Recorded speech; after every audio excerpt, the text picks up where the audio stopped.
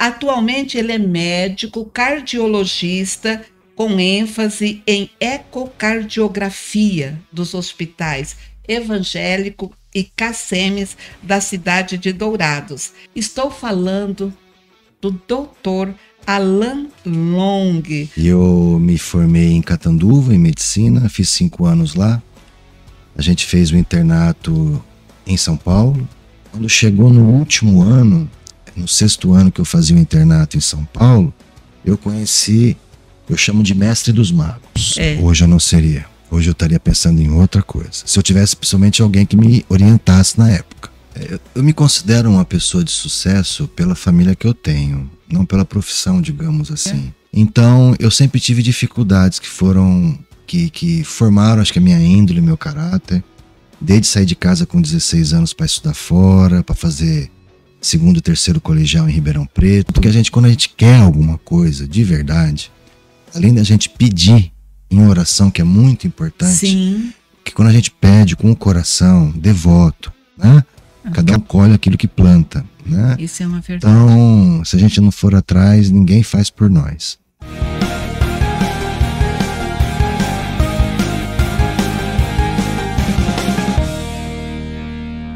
Olá, sejam todos muito bem-vindos à Hora Mais com Lourdes Strozziati. Se eu cheguei até você, se estamos chegando aí, é porque nós temos um patrocinador oficial, Móveis Plaza, tudo para o seu lar. E como vocês sabem, todas as quarta-feiras nós trazemos um convidado, uma convidada, para que ele fale a sua trajetória de vida, tanto pessoal, profissional, para que você possa se inspirar. Hoje nós temos aqui, mas eu quero dizer, estamos entrando no quadro Vozes de Sabedoria.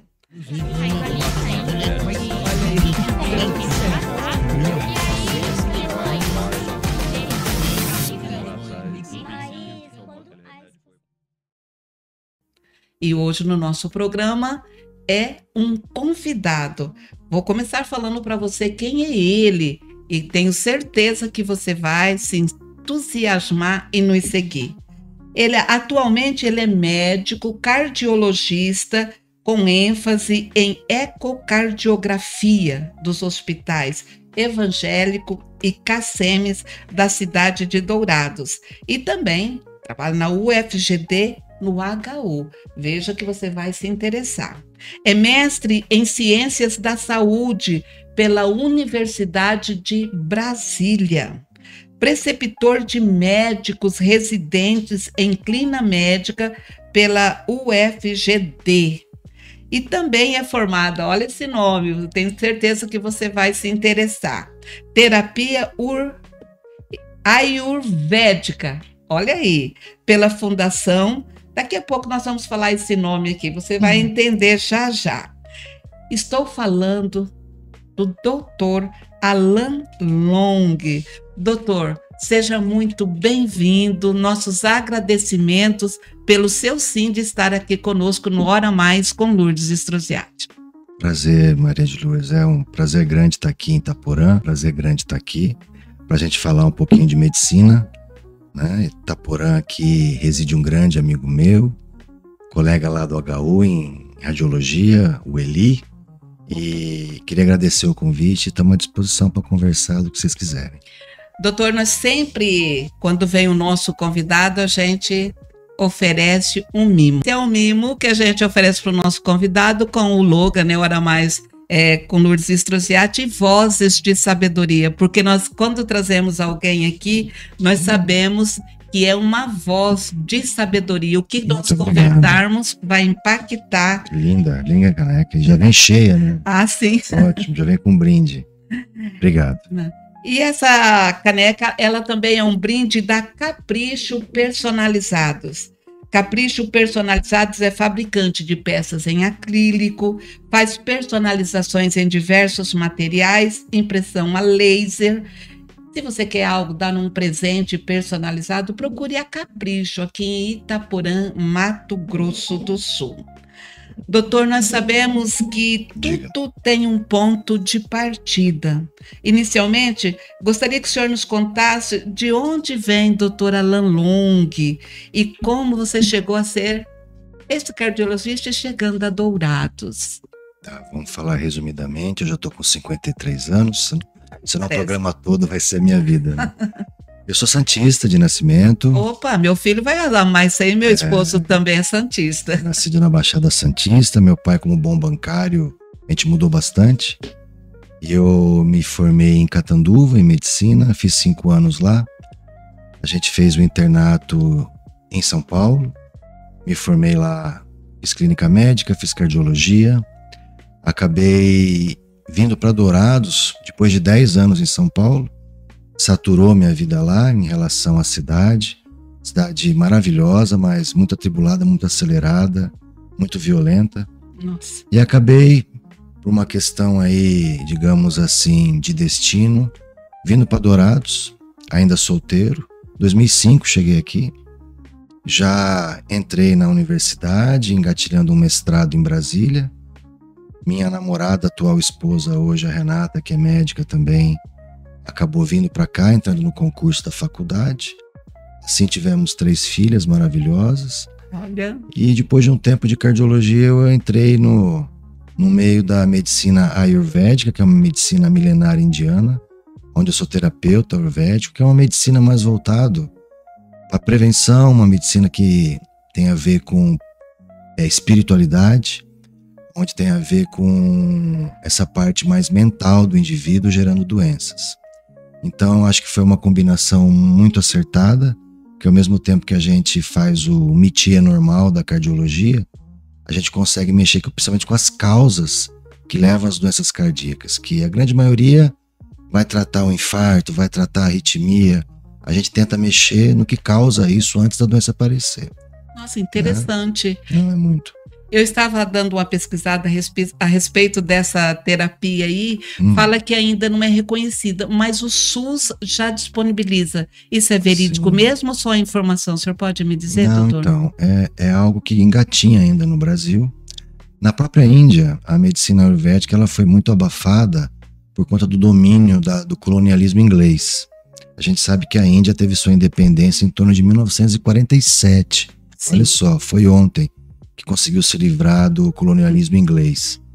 E a gente tem todo povo tem essa questão de que tudo que é estrangeiro é melhor. E na própria Índia, os ingleses conseguiram abafar a medicina ayurvédica. Que era de lá mesmo. É de lá, é milenar, tem mais de 5.000 anos. E agora, depois de um tempo, está retornando com muita força. Então, é uma medicina baseada em ervas. Quer dizer, você ter a sua horta, você saber ter essa sabedoria do que serve a erva para qual doença, é muito barata. Então, vai de encontro a todo o mercado, né? De farmácia, desses remédios que são caríssimos, né? Então, não é muito bem-vinda, como tudo que é barato, né? Mas cada vez mais a gente vê o tanto que alivia, o tanto que é boa essa medicina, porque ela abrange tudo, corpo e alma, literalmente, né? Porque a nossa medicina clássica ela foi dividida na época da Idade Média, não se misturava ciência e religião. Verdade. Teve essa divisão. E essa medicina ela insiste em colocar a espiritualidade, né, a religiosidade como fundamento principal de prevenção de doenças. Então você está em contato com o divino, você ter uma crença, você exercitar a sua religiosidade faz parte do dia a dia e de prevenção de muita patologia. Nossa, isso é muito lindo ouvir da parte de um médico, porque ainda tem muito tabu, né, em respeito de religião, não importando qual religião que seja, né, doutor? Então, né? É diferente a gente falar de religião e religiosidade. A gente não está falando de religião. Exatamente. Não importa você ser protestante, católico, budista, espírita, é você acreditar em algo, ter fé. E exercitar a sua fé, independente se você é do candomblé, qualquer outra coisa. Você acredita, você exercita isso, você ora, né? Sim. Isso aí é exercitar a espiritualidade. Isso. Espiritualidade não precisa de igreja, né? Isso. A igreja é sua mente, é o seu quarto, é o seu local sagrado de de agradecimento e solicitações. Exatamente, é maravilhoso ouvir isso. Doutor, e por que o senhor escolheu cardiologia como especialidade? Houve algum evento assim familiar ou pessoal que te levou a escolher essa especialidade? Eu, como professor, Lourdes, a gente fala muito isso para os alunos, que tem muito aluno que entra na faculdade, no primeiro ano já quer fazer alguma especialidade. Porque o pai é oftalmologista, ou porque o tio já tem uma clínica, e o ser humano gosta de facilidade. É verdade. Já vou, mesmo não gosto, nem sabe o que é, já começa a estudar, vou ser tal coisa. Isso estraga todo o curso. O ideal é você entrar sem saber o que você quer. Por quê? Eu tô na ginecologia, pô, será que você é ginecologista? Deixa eu estudar isso aqui adequadamente. Eu vou fazer ortopedia agora, sério, vou estudar bastante. E isso aflorar naturalmente em você conforme você vai passando pelos cursos. Eu era, digamos assim, um cego sem bengala na medicina, não sabia o que eu queria. Quando chegou no último ano, no 6º ano que eu fazia o internato em São Paulo, eu conheci, eu chamo de mestre dos magos, o Dr. Ney. Era um cardiologista que eu queria ser ele, porque ele passava o dia inteiro no hospital, não tinha correria de ir para lá e para cá, ele ficava o dia inteiro lá no hospital do servidor público estadual, fazendo um ambulatório, conversando com os residentes, numa paz. E eu sempre tive muita dificuldade em cardiologia, na minha formação. Ao escutar um sopro e entender o que são bolhas e ver eletro, eu achava aquilo uma coisa muito complicada. E me inspirando no Dr. Ney, que era uma pessoa do bem, assim, eu falei, cara, eu preciso aprender cardiologia. E baseado no Dr. Ney, que era um ídolo para mim, eu falei, eu vou fazer cardiologia. Então foi inspirado no outro cardiologista, um professor. Isso é muito lindo. Antes de iniciar, doutor, ou durante a faculdade, houve um grande desafio que o senhor precisou superar? Durante a faculdade? Durante ou antes ali, um desafio que falou... Tiveram 2 desafios, digamos assim. Primeiro, que a gente sempre quer passar numa faculdade pública ou federal. Sim. E eu não consegui. Catanduva é uma fundação. Quer dizer, não é uma particular caríssima, como hoje é 15 mil por mês. Nossa, Metade a fundação pagava, então não era das mais caras. E eu fui revoltado fazer o curso. Não, pai, eu vou fazer um ano aqui, mas vou continuar estudando e vou prestar. Um preconceito absurdo da minha cabeça. A gente vai vivendo a faculdade e vai acabando com isso. Isso foi o primeiro obstáculo. Sim. Um autopreconceito, digamos assim. E depois a gente sabe, Catanduva hoje é uma excelente faculdade, cresceu muito. Na época, a base era muito boa, mas depois do 4º ano ela falhava em alguns aspectos. E eu e mais 2 colegas, o Fernando Facchini e o William, a gente começou a angariar documentos para poder fazer um internato, que é o último ano, fora dessa faculdade. E a gente conseguiu um advogado, no 5º ano entrou com processo contra a faculdade, conseguindo fazer o internato fora. Isso foi algo que marcou também, porque a gente formou sob júdice. Não tinha acabado o processo, a gente já tinha formado, cai por terra e deu tudo certo. Mas foi algo que foi um estímulo para a gente poder ser melhor ainda no 6º ano, mas ao mesmo tempo a corda estava no pescoço. Né? Mas era bom você saber ali que eu penso que com certeza outros se espelharam nisso aí, ou a faculdade também se viu na obrigação de dar uma melhorada ali. A faculdade não quer ver a gente nem pintado de ouro até hoje. Imagino. Que abriu precedente para os próximos anos. Sim. Isso foi bom, porque começou muita gente a fazer internato fora, né?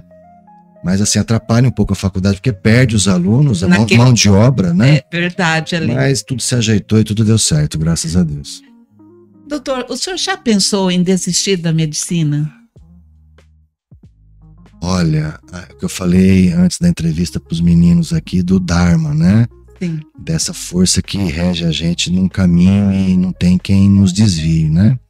Quem nasceu para ser peixe vai ser peixe, então eu nasci para ser médico.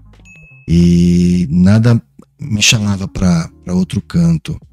Mas hoje, infelizmente, devido às situações que a gente vive, uma crise mundial da saúde, e o Brasil é um dos maiores países que está sofrendo isso, quem vem me perguntar que quer fazer medicina e quer uma opinião minha, eu peço para desviar. Doutor. Hoje o mercado está saturado e a gente tem umas 500 faculdades de medicina no Brasil. Dessas 500, nem metade é boa, a maioria é de má qualificação. E os médicos que estão sendo formados cada dia piores, digamos assim, do ponto de vista de formação. Muito crus, sem conseguir fazer uma residência médica. E existe, a gente fala, o médico do modismo, que não é um médico, é aquele que vai tratar da estética da pessoa de uma maneira sem estar muito bem preparado. Quer dizer, quem tem que fazer botox, quem tem que fazer... Eu ainda vejo que é o plástico. É quem estudou para isso. Hoje em dia tem uma disseminação de pessoas fazendo procedimentos que não estão qualificados para isso. A gente vê tantos procedimentos dando problema. Verdade. E hoje em dia é um modismo aí, chamam-se médico do esporte. Pessoas que fazem curso aí duvidosos e que você vai procurar ele para poder melhorar sua performance, todos te enfiam hormônios. Verdade. Hoje em dia, tomar testosterona, entre outros, virou uma moda, né? Uma moda muito errada, que a gente vê aí o risco cardiovascular aumentando absurdamente e todos os malefícios de hormônios dados de uma maneira totalmente inadequada. Para pessoas que têm, você vai lá, dose de testosterona, 600, e o cara começando a tomar injeções pro resto da vida para poder ter um físico assim, um físico assado. Quer dizer, a saúde espelhada de uma maneira totalmente externa. Você não tem essa visão interior do que está acontecendo. Então, a qualidade da medicina tá ruim e a gente vive hoje uma crise. Você pode pegar Dourados como prova disso. Você pega os hospitais da cidade, né? Vamos dar um exemplo aqui. Tem não vou citar nomes, certo, né? Um hospital no centro da cidade super renomado, né? Vendendo-se, assim. Ali está colocando à venda, sem pagar os funcionários há 3, 4 meses. Hospital renomado da minha especialidade, querendo vender há muito tempo o hospital porque está ruim das pernas. O hospital, agora que construiu de 5 andares também no centro da cidade, estadual, também não conseguindo pagar os funcionários, glosando todas as consultas, pagando mal os médicos. Isso é crise. Isso é crise. O SUS é uma crise crônica. É. Então você fala, hoje, mesmo quem tem dinheiro, a assistência médica da nossa cidade está muito, assim, deixando a desejar, né? Isso não é só Dourados, isso é Brasil, né? A gente vive numa verdadeira bolha prestes a explodir. Porque você falar hoje, entre medicina ou um rapaz que faz um concurso para alguma outra coisa, é melhor fazer o concurso onde você tem segurança, você vai ganhar hoje o mesmo que um médico está ganhando hoje em começo de carreira, né? Sem ter essa tribulação toda que é a vida de médico. Trabalhar de noite, plantão, cobrança de família, um desgaste. Basta falar um número. Hoje em dia a sobrevida da mulher médica é 15 anos inferior à mulher que não é médica. Nossa, aí é qualidade de vida. Qualidade de vida. Então, a gente tem que saber onde está pisando. É lindo medicina, como você mesmo disse. Sim. É maravilhoso, mas é um preço muito caro. E não existe um retorno. Você fala, mas como? Médico, tudo aí de caminhonete, fazenda. Você está vendo 1% da pirâmide. 1%. Né? O restante todo trabalha muito. Os carrões são todos aí em financiamento. Né? A realidade do médico hoje é muito triste. Nossa, então o senhor, se fosse hoje, o senhor não seria ou seria? Hoje eu não seria. Hoje eu estaria pensando em outra coisa. Se eu tivesse principalmente alguém que me orientasse na época. Algum conhecido, né? Porque são outras épocas. Eu tenho 30 anos de formato. Sim. Hoje eu tenho empregos públicos que me garantem arroz com feijão, consigo pagar a escola das minhas filhas. Mas te falar que sobra dinheiro, eu é hipócrita. Não sou hipócrita. Hoje em dia a gente vive uma crise, eu e minha mulher, a gente revê gastos, revê viagens por conta da crise. É só a gente conversar com pessoas sérias que você vai encontrar a mesma fala que eu tô tendo. Olha aí, você não que é hipocrisia, não. Não é hipocrisia, mas você que está nos seguindo, de repente você pensa numa profissão médica, converse com um já, se cientifique se você está sendo uma vocação ou se está no modismo, como o médico Dr. Alain está dizendo. Doutor, durante essa sua trajetória, né, a gente sabe que o senhor é um médico renomado. O sou cliente sua, levei meu marido, até aproveito e agradeço, foi no momento dele doente, não consigo lembrar o nome da enfermidade, mas é cardíaca, e passou pelas mãos do Senhor, graças a Deus está vivo, né? Sim. Então eu diria para o senhor, o senhor acredita que essa trajetória mesmo foi decisiva para o seu sucesso? Porque é um homem de sucesso. Obrigado, é uma opinião sua, eu fico feliz. Eu me considero uma pessoa de sucesso pela família que eu tenho, não pela profissão, digamos assim. Tenho filhas maravilhosas, pais maravilhosos, eu sou abençoado nesse aspecto. E, parafraseando meu pai, seu Nicolau Long Filho, eu falo que toda facilidade gera uma dificuldade na vida. Tudo que vem fácil, vai fácil. Olha. Então, eu sempre tive dificuldades que formaram, acho que a minha índole, meu caráter. Desde sair de casa com 16 anos para estudar fora, para fazer segundo e terceiro colegial em Ribeirão Preto. Sofri muito nessa época, eu vim de uma escola estadual. E foi uma das épocas mais difíceis da minha vida por não ter uma base. E a gente teve que se desdobrar. Eu era chamado neurótico do quartinho, porque eu estudava no quarto da empregada, morava com 2 primos em Ribeirão Preto, e eu não tinha onde estudar, eu estudava onde a empregada passava roupa. Como eu não tinha empregada, eu ficava num quartinho, estrangulado, quente, 8 horas por dia estudando. Fora o cursinho, que a gente ficava a manhã inteira, ficava mais umas 8 horas. Supri uma deficiência que a escola do estado não ofereceu. Então isso foi uma barreira que quando eu entrei parece que eu nasci de novo, né? Entrei numa faculdade particular que sempre teve o estigma de ser pior, suplantei entrando numa residência maravilhosa que é do servidor estadual, né? Sim. Entrei para uma universidade federal para dar aula, que era o meu sonho. Fiz um mestrado numa universidade renomada que é Brasília. Por que tudo isso? Por esforço. Um esforço porque quando a gente quer alguma coisa de verdade, além da gente pedir em oração, que é muito importante, sim, que quando a gente pede com o coração devoto, né? Aquela oração que você realmente põe o coração, a oração que você põe o coração, onde você chora rezando, né? De uma maneira verdadeira, algo vem com certeza a você. Se você é merecedor. Sim. Ninguém vai perder peso ficando em casa vendo Netflix. Aquele que acorda às 5 da manhã e vai andar, que vai suar e que vai fazer dieta e que quer, vai conseguir. Aquele que quer e sexta-feira vai tomar uma cerveja, vai comer a carninha, não que não seja bom, mas que só faça isso e não vá atrás, nunca vai conseguir perder peso e ter a famosa barriguinha chapadinha, nunca vai chegar lá. Não vai chegar. Então eu vejo que cada um trilha, né? Cada um colhe aquilo que planta, né? Isso é uma verdade. Então, se a gente não for atrás, ninguém faz por nós, né? E eu falo muito isso aproveitando em relação a se gostar. A gente fala, minha mulher não me dá atenção, ninguém me dá atenção. Quem tem que se dar atenção é você mesmo. Olha aí. Né? Arrumar um horáriozinho pro teu exercício, um horáriozinho pra você cuidar da sua beleza, cortar seu cabelo, fazer suas unhas, hidratar sua pele, caminhar.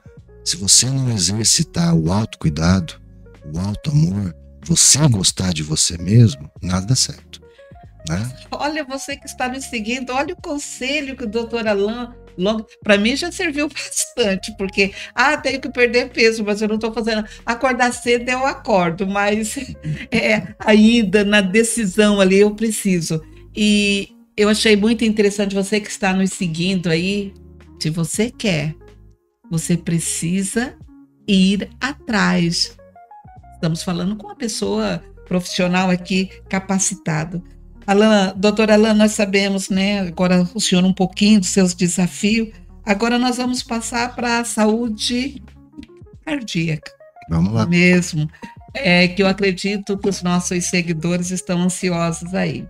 Doutor, começando com a prática do dia a dia do senhor, no seu consultório, no local que o senhor dá aula. Qual é a doença cardíaca que mais o senhor encontra? Quais são os casos mesmo do dia a dia agora aqui para nossa região? Bom, assim, se a gente for pegar a estatística mundial, né? A gente tem aí 3 doenças que afligem a humanidade, né? Que a gente for ver, que é a síndrome coronariana aguda, que são os infartos, né? Sim.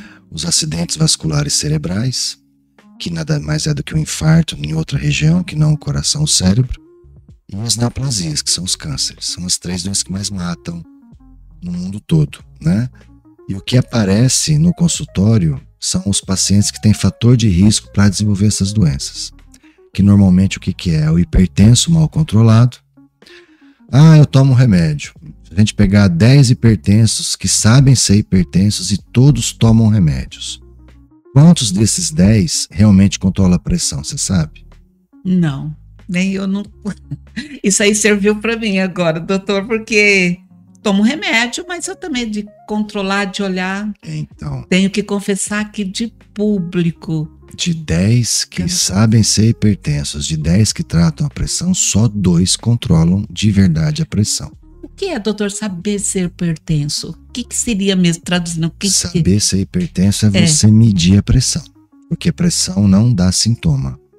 Pressão alta não dá sintoma nenhum. Quem fala que tem dor de cabeça, que tem isso, que tem aquilo, a grande maioria não é a pressão alta que está causando isso. É outra coisa. É noite mal dormida, é estresse, é enxaqueca, é problema de visão.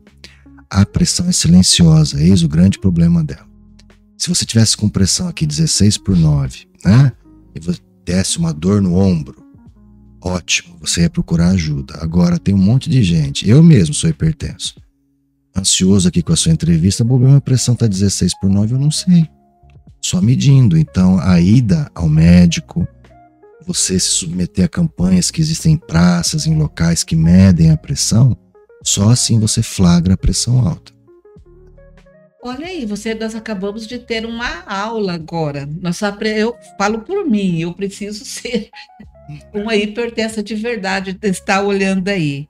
Doutora, e falando agora dos fatores de risco, quais são os mais importantes, que são, o que a gente deve fazer para evitar?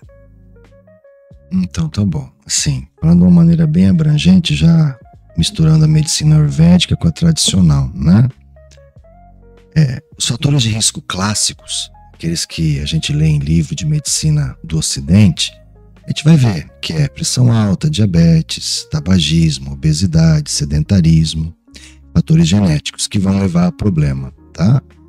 Isso é tudo óbvio. A gente fala que quem assiste Fantástico já é formado em medicina nesse aspecto, né? Assistiu Fantástico 3 anos. A medicina ayurvédica ela é muito mais abrangente, ela aborda certos aspectos muito interessantes. A medicina ayurvédica coloca como principal causa de doença, qualquer uma, tá? Desde infarto, a câncer, a vitiligo, a lúpus, o que você imaginar. São emoções. Olha só que coisa louca. Que coisa louca. Emoções mal trabalhadas. Emoções mal trabalhadas são sentimentos negativos que a gente carrega a vida toda. Tá? Vamos dar um exemplo, que é muito frequente no Brasil. É aquele filho de mãe solteira. Hoje em dia é muito comum a mãe solteira. O marido, o namorado some e a mulher fica com o filho e carrega, e existe um vácuo da paternidade para essa criança. A criança fica meio que com vazio na criação. Vem insegurança, né? Vem um sentimento de alto amor negativo. Tudo isso durante a vida vai gerar sintomas negativos. Tem que ser trabalhado em terapia, entre outras coisas. Outra coisa é você ser mulher no Brasil. A mulher é um para-raio. A mulher, além de estar trabalhando, ela tem que ser mãe, tem que ser mulher, né? Tem que ser namorada, tem que ser tudo, e ela não dá conta do recado. E, como diz uma pessoa muito conhecida, de repente grita em casa: tudo eu, é tudo eu. Verdade. Então, isso são emoções mal trabalhadas, né? Então, emoção, ao longo do tempo, atua no sistema hormonal da pessoa, gerando níveis de cortisol e adrenalina cronicamente altos, hormônios de estresse. O que fazem esses hormônios de estresse cronicamente é gerar hipertensão, gerar colesterol alto, e quem tem predisposição genética vai formando as famosas placas de gordura que vão se assestar nas artérias do coração, da cabeça, dando derrame, dando infarto. Então, emoção mal trabalhada, depressão, ansiedade, estresse crônico. Ansiedade é coisa que todo mundo tem no mundo. É. A ansiedade patológica não tratada vira depressão, que é uma coisa mais grave ainda. Que alguns dizem que é o mal do século, né? Então a gente trabalhar a emoção é super importante, ninguém leva em consideração isso. Hoje no mundo moderno todo mundo acha que ser agitado, ter 3 empregos é normal. Tanto é que o principal lema que eu falo no consultório é desacelere, vá mais devagar, olha para a paisagem, veja as árvores, vai caminhar, põe o pé na terra, respira, aprende a respirar. A galera ri, como assim aprende a respirar? Nas escolas do Oriente tem a aula de respiração, a gente chama de pranayama. Olha aí. Né? Então, emoções mal trabalhadas, o estilo de vida inadequado da pessoa. A pessoa não come, ela empurra a comida para dentro. E você está colocando alimento, que é aquilo que gera energia para você. Então, você parar para comer é muito importante. Né? Sim. Você ter horário para acordar cedo, horário para descansar. O sono é essencial. Você ter sono de qualidade. A galera aí tudo ronca. Né? Parece... Agora há pouco nós estávamos falando a respeito disso aí, né? Sono. A gente tem o quê? A genética. A genética é o último dos fatores, é o menos importante. A gente sabe que o estilo de vida é muito importante. E a alimentação. A gente tem que priorizar alimentos de qualidade. Quando a gente fala assim de alimentação, os pacientes fogem do consultório, principalmente aqui no Mato Grosso do Sul, que é uma população muito carnívora. Verdade. Né? A doutora vai falar mal da carne. Eu adoro um churrasco. Uma carne com gordura, meu Deus do céu, né? Uma cervejinha gelada, é maravilhoso. Mas desde que eu nos outros 6 dias da semana me exercite, coma certinho, faça exercício, durma bem, para poder ter o prêmio em algum momento da semana, né? Porque a carne, depois dos 50 anos, é o principal fator gerador de câncer de cólon. Mas ninguém fala isso. Por quê? Porque carne dá dinheiro. Né? E você vai contra o prazer do povo? Já estão olhando torto para mim. Não chama mais o doutor Alain aqui, não. Mas é algo que tem que se pensar. Principalmente a carne vermelha feita no carvão. Né? O carvão, aquela coisa negra do carvão, vai para onde? Na carne. Né? Então o ideal é você fazer onde? Na lenha, idealmente. Né? E comer menos carne vermelha possível, principalmente fritura. Alimento mais cozido. Né? Os alimentos isentos, dentro da possibilidade de agrotóxico. A gente sabe que a região aqui, o que tem de câncer por agrotóxico é absurdo. Absurdo. Tanto quem manipula como a gente que come. Né? Então seria por aí os fatores de risco principais. Mas basicamente a gente tem, resumindo, 4 pilares para ter saúde. Tá? Sim. Isso quem fala é o Dr. Matheus, um dos mestres de Ayurveda que a gente tem aí. Ele fala que é sono de qualidade, alimentação, exercício e silêncio. O silêncio inclui aí a meditação e a prece. Isso. Tá? Você ter o tempinho seu de oração. 10, 15 minutos, meia hora de silêncio. Você encontrar um tempo para mente ficar vazia. Tá bom? Então são esses 4 pilares. Olha aí. Você está tendo o privilégio, nós estamos tendo um privilégio de tantos conselhos. Pode comer o churrasco, pode beber a cerveja, mas não exagerar. Eu gostei da fala que o senhor falou, como prêmio. Exato. Você, durante a semana, você vai se controlar, daí como prêmio. Isso ficou aqui, vai ficar, espero para você. Doutor, nós temos um patrocinador oficial, Móveis Plaza, e ela também quer fazer uma pergunta para o senhor. Doutor, um coração partido pode adoecer o coração físico? O que a ciência fala sobre isso? Coração partido é um sinônimo de sentimentos negativos, né? Então você pega aí rancor, ciúme, inveja, ódio, maledicência. Tudo isso um coração partido acaba desencadeando, né? Por exemplo, uma traição, né? Então, é que eu te falei das emoções. Então, são sentimentos negativos. Assim, como é que você fala assim? O monge lá do Tibete, né? Como que ele não sente raiva? O monge sente tudo que você sente. Raiva, pensamentos negativos, tudo passa. Porque ele é um ser terreno. Só que é diferente como ele lida com isso. Então segredo. Você lidar, por exemplo, aconteceu uma coisa vindo pra cá, levei uma fechada vindo. cara fez um gesto muito feio, fiquei com raiva dele na hora. Chegando aqui, eu fiz uma respiração profunda, sempre oro antes de ter um encontro como esse, para os bons espíritos estar auxiliando naquilo que a gente está falando, né? Sim. Naquele momento acabou a raiva, ficou em outro lugar. Agora, se você fica carregando uma discussão que você teve no trabalho, uma raiva do teu chefe, ou alguma coisa com a sua sogra, e fica levando e vai encontrar os amigos para jogar bola e fala de novo do que aconteceu, amanhece você pensando naquilo, quer dizer, você está arrastando um sentimento negativo com você. Isso vai te fazer mal, vai te dar uma gastrite, vai te dar uma azia, vai te dar aquela enxaqueca, vai te dar uma diarreia. Então você trabalhar o sentimento negativo é deixar ele passar e ir embora, porque todos nós somos seres humanos, até Buda aqui na Terra, né? Sim. Era gente como qualquer um, só que você saber trabalhar o sentimento é muito importante. Então o coração partido, ele gera muita doença, mais do que você imagina, porque são sentimentos negativos cronicamente dentro de você. Então você tem que mandar embora tudo isso. Por isso que é importante às vezes você fazer algum esporte de luta. Eu pego muita mulher com raiva de ex-marido, né? Sim. Vai fazer Muay Thai, compra um saco de pancada e rebenta o saco de pancada. E não se rebenta. Exteriorize o que você está sentindo da parte física. Muitas viram maratonistas, porque o exercício gera um bem-estar, que são as endorfinas, absurdo. E você manda embora aquilo que está te matando, entendeu? Sim. Então é muito importante trabalhar o físico, porque também ajuda no mental. Quem é ansioso? Quem vive ansioso, a maioria de nós, faz esporte para você ver o tanto que você dorme melhor. É por aí. Doutor, então, nesse caso, né, falando em relação física, mental, emocional, durante a sua experiência, já falou bastante, mas só para reiterar, o estresse, a ansiedade e outros aspectos psicológicos afetam o coração? Muito, né? É o principal fator de doenças, como a gente disse aí.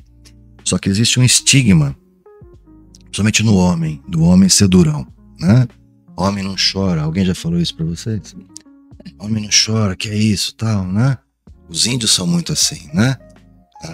Eu não sei qual das duas aqui das tribos que tem, que vai ter parto, a mãe fica do lado, ela fala o nome da tribo lá, não sei o que, não chora. E não chora nem no parto, né? Algumas etnias. E a gente tem que se vulnerabilizar.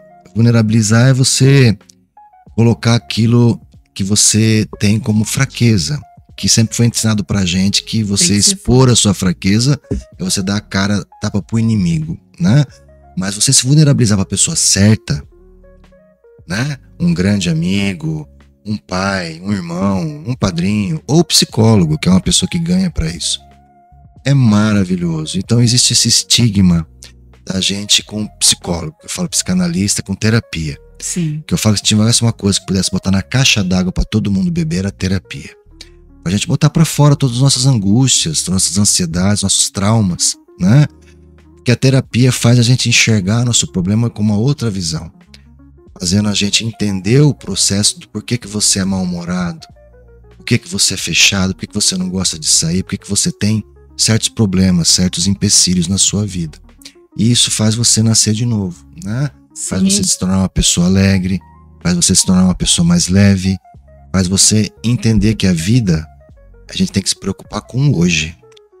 Não ficar pensando no ontem com tristeza que já teve dias melhores, foi feliz lá no passado, como era bom, ou preocupado com o futuro. Meu Deus, tem que pagar boleto amanhã. Vive o hoje. A gente não sabe se vai viver amanhã, o passado não vai voltar. Então a gente fica procurando muito problema. Então depois de um certo tempo de vida, nesse planeta aqui, de prova e expiação, a gente se preocupa demais. Se a gente levasse a vida mais leve, sabe? Deixa acontecer, né? Deixa a vida me levar. Deixa a vida me levar. Né? Não com tanta cerveja como ele, né? Não, é que mais leve. Mais leve sem precisar do álcool para ficar mais leve. Mas a gente ter a terapia como algo que ajude muito. Quando a gente encontra um terapeuta, eu falo que é como encontrar um bom mecânico pro seu carro, um bom cardiologista para o seu coração. O terapeuta é muito importante para poder abrir sua mente para o entendimento de que a vida ela tem que ser vivida mais leve. a gente não deve levar a vida tão sério, sabe? A gente leva muito ao pé da letra. Ao pé da letra. E quando a gente viu, acabou.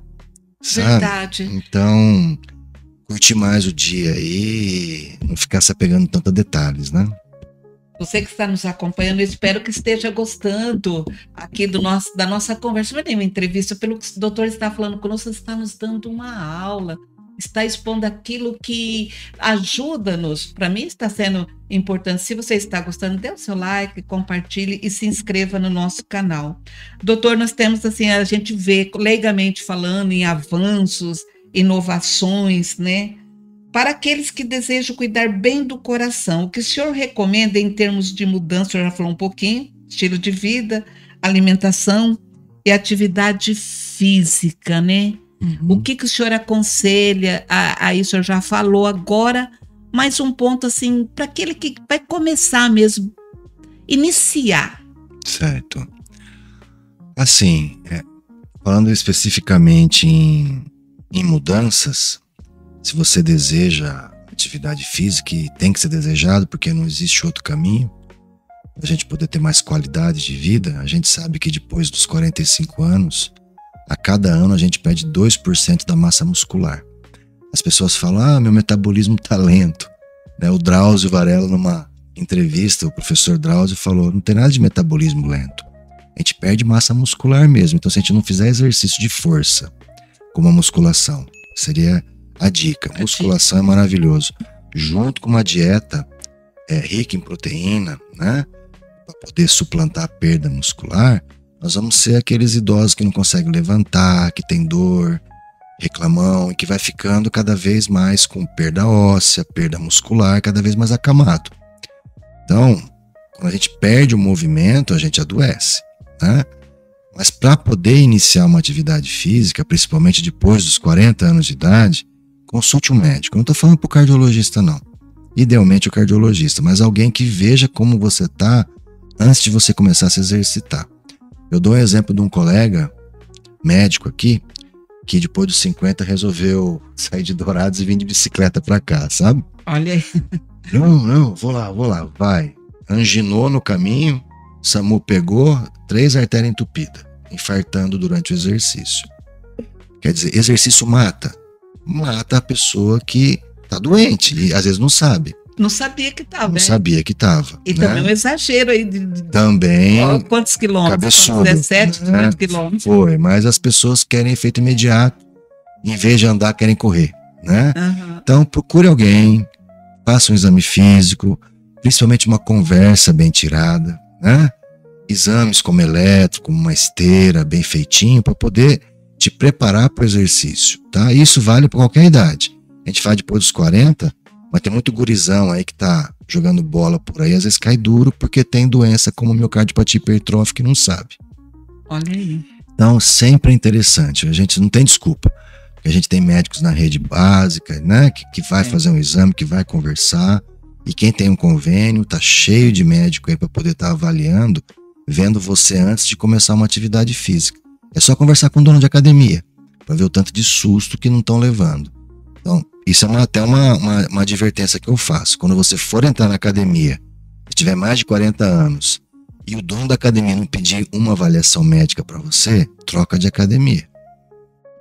Né? Olha o detalhe aí. Se você for para uma academia, tem que fazer.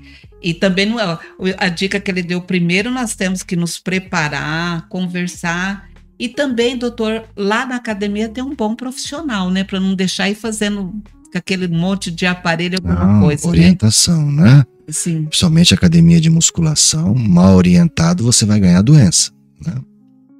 Doutor, em termos de avanços tecnológicos, o que a medicina hoje, na parte cardiológica, traz de avanços assim?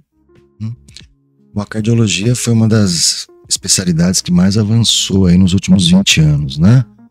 O coração deu uma parte evoluída e de uma década para cá agora é a parte neurológica que está crescendo mais. Hoje a gente pode colocar a inteligência artificial, né? Sim. Como um dos principais fatores aí, principalmente no ponto de vista de diagnóstico.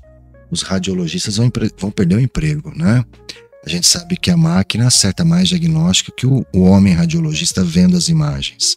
Olha. Isso é um futuro que não tira. Então a gente vai ter um desemprego em massa. A cirurgia robótica chegando e aí dominando. A gente tem em Campo Grande aqui, a KCM já comprou um robô. Sim. Né? A gente sabe da perfeição, que eles não erram, que é tudo muito meticulosamente calculado. Isso é um ponto positivo de um lado, mas um desemprego em massa do outro, né? A cardiologia, ela tem aí um grande avanço nessa parte dos estudos invasivos, que é a hemodinâmica que a gente tem.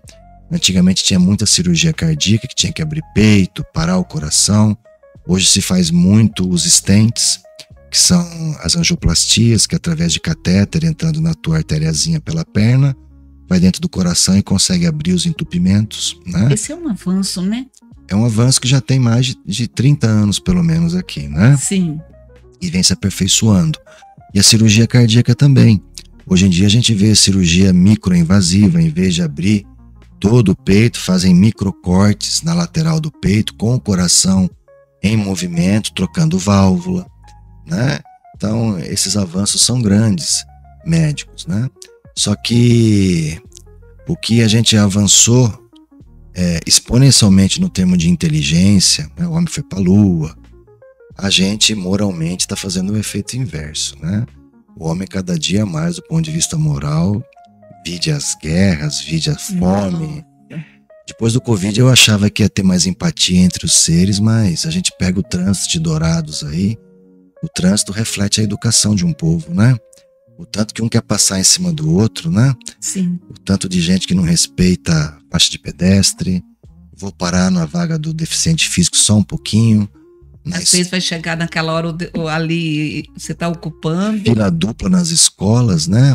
As mães que dão a desculpa, eu vou parar onde? Vai parar 2 quarteirões lá, anda um pouquinho, dá exemplo pro seu filho. Mas para em fila dupla, ocasionando acidentes de trânsito.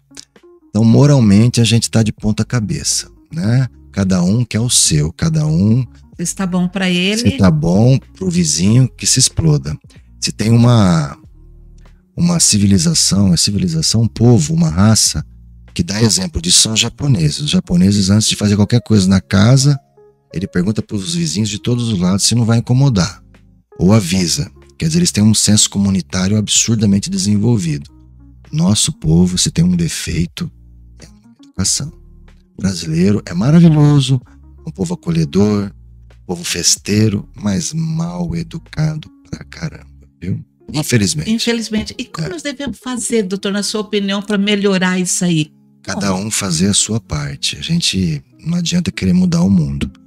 O mundo é como ele é e vai continuar sendo desse jeito. É uma era de Kali Yuga, como diz o Ayurveda, é uma era negra, né? E a gente querer mudar o mundo não adianta. Então faça o seu melhor, né? Eu faço o meu melhor diariamente, né? O que eu puder fazer de correto eu faço e orar bastante. Então uma coisa que a gente pode fazer é rezar. Sim, sim. Né? Acho que quanto mais pessoas tiverem a mente voltada para o bem e pedir para tudo modificar, é o melhor, porque não tem muito o que a gente fazer. A telemedicina, doutor. Telemedicina. Questão de diagnóstico das coisas, o que o senhor me diz? Telemedicina veio para ajudar bastante, principalmente regiões do país que não tem a especialidade, né? Então a gente consegue ajudar muito pessoas que estão em cidades aí pequenininhas, que não tem um cardiologista, por exemplo, né? Que tem um eletro que o colega não sabe muito bem dizer, e a gente pode ajudar bastante, porque as patologias cardíacas, o tempo é muito importante. Que nem um infarto, por exemplo, né? A gente tem aí um tempo, abrir a artéria, no máximo em 10 horas, né? Até 12 horas, mas já com prejuízo grande. Então, quanto antes o diagnóstico feito você transferir ou fazer algum remedinho na veia, o doente ganha bastante, né? Por exemplo, o infarto não tratado, se não matar, que o infarto mata 60%, né, na primeira hora, se não matar, aleja, como diria o outro, né? Vai ganhar uma baita insuficiência cardíaca, o indivíduo não vai conseguir tomar banho, que ele vai cansar. Uma sequela grave é a insuficiência cardíaca pós-infarto. Então, se a gente consegue, pela telemedicina, orientar o colega menos apto, ajuda barbaridade, né? Então hoje está muito em voga, sim. Então nós falando assim, não teremos que ter desconfiança da telemedicina. Pelo contrário, nos apropriarmos dela, uma consulta, uma coisa assim. Tudo é relativo na vida, né? Emergências como essa, tudo bem, mas o que falha na telemedicina? O exame físico não existe.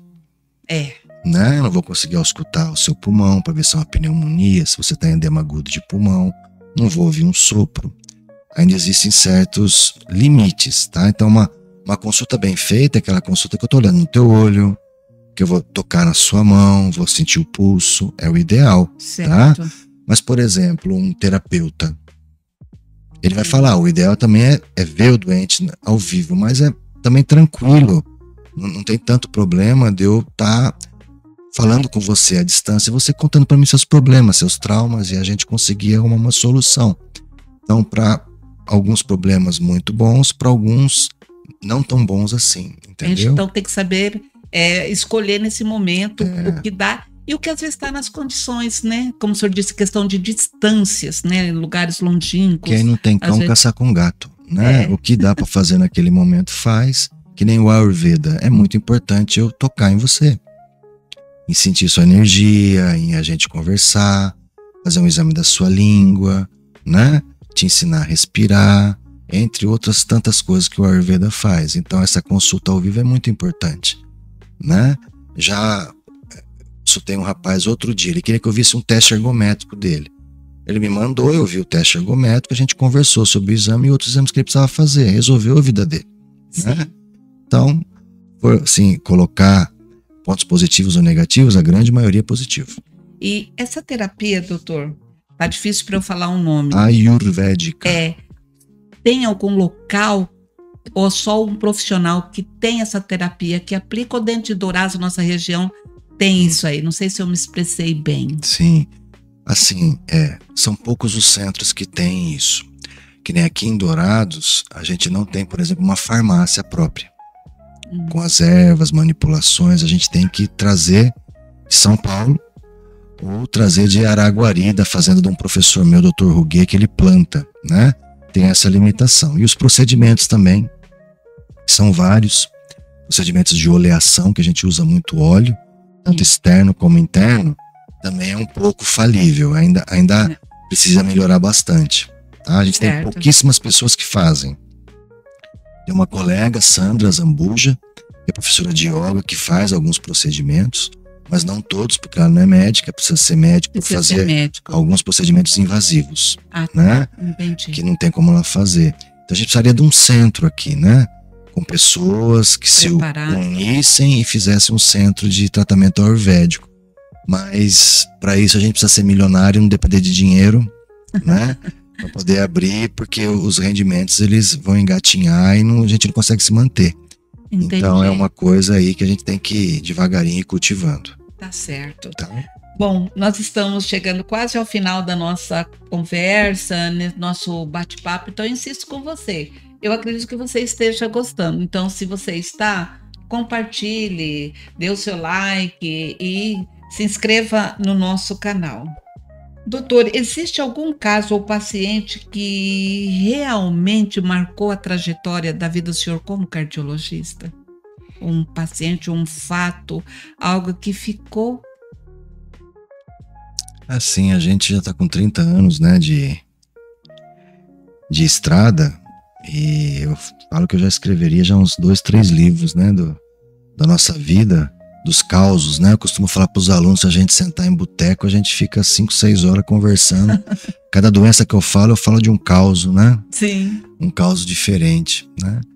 Tem um especial, que foi na minha formação de residente, que no meio do ambulatório da cardiologia que a gente fazia, com o Dr. Rubens, um preceptor meu, atendi um monte de paciente na tarde, fica a tarde inteira internando. Um dos doentes desfaleceu esperando o atendimento.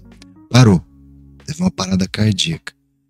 E o Dr. Rubens, aquela voz grossa dele, né? Alô, vai lá. Fui. Isso lotado o ambulatório. Todo mundo em volta, já virou aquele auê. Eu vi que ele não tinha pulso, a gente começou massagem cardíaca e eu gritando para alguém vir com a maca, porque o povo estava revoltado. Né? Eu falo que existem anjos, né? Sim. Do nada aparece uma maca, do nada tem um anestesista com o laringoscópio, aquele instrumento para poder entubar. Do nada, que tinha um ambulatório do lado também da anestesia, já me ajudou. E a gente leva para dentro do ambulatório, já faz um eletrocardiograma. O paciente estava tendo uma arritmia que a gente chama de taquicardia ventricular, uma arritmia que mata. Então nesse dia eu me senti médico de verdade. Eu costumo brincar. Sim. Foi até capítulo de um livro de um aluno, essa história que eu tô te contando. Sim. Que eu montei em cima da maca para massagear, alguém empurrava a maca, a gente cruzou o hospital. Naquele dia eu falei, gente, virei médico de verdade, né? Tá acontecendo essas coisas. Sou médico. Gurizão, né? De 26 anos de idade, me sentindo importante. Só que esse paciente a gente levou pra sala de emergência, o filho veio atrás, um guri de 16 anos. Ficamos em cima desse paciente, dá choque, massagem, e ele veio a falecer. E a gente veio saber depois que era um doente com doença de Chagas, já evoluído, né? E foi a primeira notícia de morte que eu dei para alguém, junto com uma outra preceptora da emergência, a Roberta. Isso marcou muito, né? Porque você passar esse tipo de notícia nunca é fácil, né? Até hoje, né? A gente experiente é difícil falar de perda, né? Que a gente, sim, se for ver, perde muito, né? Sim. A guerra, né? Alguém, quando quer levar, né? Leva mesmo, não tem o que você faça, né? Isso me marcou bastante a minha vida. Né? Doutor, a gente vê que então o trabalho de um cardiologista, de um médico, não é fácil. Que nem eu mesmo tenho uma veneração por essa profissão e pelos profissionais, né? Sempre eu digo que são nossos verdadeiros anjos da guarda naquela hora que a gente está muito frágil ali, né? Sim, nas mãos daquele profissional. Mas eu queria saber como que o senhor equilibra, né, a sua vida profissional com a sua vida familiar. O senhor tem algum hobby? Porque é uma vida agitada, não é? Ou hoje o senhor já está mais tranquilo? A gente precisa estar sempre trabalhando a tranquilidade e a desaceleração da vida, né? Que a gente tem certas surpresas negativas, né? A gente também adoece, né? E eu tô passando um momento da minha vida que eu tô interrogando muito isso, por problemas pessoais de doença, né? E a gente tem que desenvolver o hobby, a gente tem que ter essa válvula de escape. Todos nós temos, o médico ainda mais, só que alguns levam o lado de uma válvula de escape na droga, né? No álcool principalmente, no cigarro, entre outras coisas, né? E a gente tem muito médico drogado por aí, né? Eu costumo dizer que a gente tem que se tratar para antes tratar os outros. E a gente vive num universo muito pesado. Então, o hobby, eu não digo que é hobby, mas eu me exercito diariamente, né? Eu nado, eu faço musculação, pelo menos aí umas 5 vezes na semana, pela manhã. É algo que é minha espada, digamos assim, para me manter organicamente e mentalmente forte. Do ponto de vista de hobby, eu adoro música, eu sou colecionador de LP, né? Olha que lindo. Adoro uma vitrola. Então, sexta, sábado, que é meu dia da bonança da minha cervejinha, eu tomo minha cervejinha e escuto meu LP com as minhas filhas. Olha que bonito. E sempre fui motociclista. Fiquei um tempo longe das motos por conta da vida, filhos e tal. Mas hoje eu faço parte do motoclube Insanos Motoclube. Olha aí. Sou muito feliz nas viagens que a gente faz junto, nas festas e principalmente nas ações sociais. Que eu sempre... Dos insanos, todo mundo acha que motoqueiro é bandido. Bandido, né? A gente tem essa mentalidade. Mas eu nunca trabalhei tanto em prol do social, muito mais que na medicina, com esse clube. Todo sábado estamos fazendo cesta básica para algum grupo, lar de idoso. Sábado vamos para Naviraí levar roupa para um colega que teve a casa queimada. E fazemos campanha para o Hemocentro. E é um pessoal muito trabalhador, pessoal muito humilde e que se doa muito para a comunidade, sabe? Gostam de festa? Como todos nós, né? Mas longe de droga, longe de arma, assim, em prol do bem mesmo. Então é um hobby novo que eu tô tendo e tô muito feliz de ter entrado. Doutor, foi um prazer, está sendo um prazer de tê-los aqui conosco. Minha equipe aqui é bastante jovem, eu acredito que foi uma aula para eles, né? E ver que o senhor ama a sua profissão e também o ser humano, né? Tanto que está precisando, como o senhor falou aí. Sim. E para finalizar, então, doutor, gostaria que deixasse uma mensagem para os nossos seguidores aqui do Hora Mais com Lourdes Strosiati. Então é difícil, né? A gente falar alguma coisa. Eu acho que o que a gente pode estar somando aí para todo mundo é tentar entender que todo obstáculo que aparece na sua vida, a gente encarar como aprendizado, né? A gente encarar sofrimento, porque todos nós temos, né? Sim. Todos, se não temos, vamos ter, né? Em algum momento, perdas, falecimentos, dívidas, doenças, traições, tanta coisa que basta viver para poder estar passando. Tentar ver isso sempre de um lado positivo. Mas como meu filho teve uma leucemia e está muito grave, né? É a gente enfrentar esse obstáculo com os olhos positivos, porque a gente não é ninguém nessa vida, né? A gente está aqui por um pensamento maior, que eu creio que é divino, para passar por isso, porque a gente precisa passar por isso para poder dar um passo maior, para a gente poder evoluir e galgar mundos melhores, galgar momentos melhores de vida. Eu tenho certeza que tudo que eu tenho hoje na vida foi por mérito, não somente dessa vida. Tenho certeza que a gente é eterno, né? Sim. Dentro de uma filosofia religiosa, eu acredito que a gente vai e vem muitas vezes nesse universo, nesse mundo aqui, né? Então, se a gente está tendo uma felicidade hoje, é porque a gente tem mérito, né? E para a gente poder no futuro estar colhendo bons frutos, a gente tem que, mesmo na dificuldade, entender aquilo como um aprendizado e sempre estar encarando positivamente e agradecendo mesmo o sofrimento, né?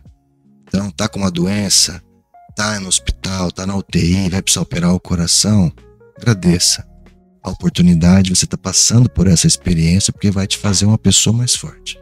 Você que nos acompanhou até agora, olha que aprendizado que nós tivemos nesta entrevista, não digo entrevista, neste bate-papo, nesta aula, nas lições de vida, de conhecimento.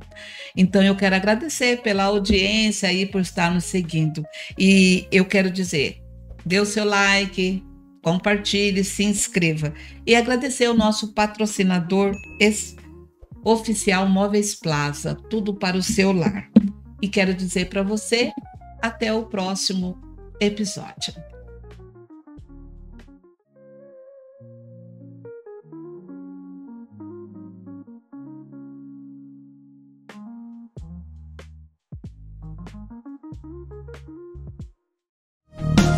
Hora Mais com Lourdes Strosiati. Oferecimento: Móveis Plaza, a sua casa vai amar. Capricho, criatividade, qualidade e inovação. Inovar, transforme seus sonhos em conquistas.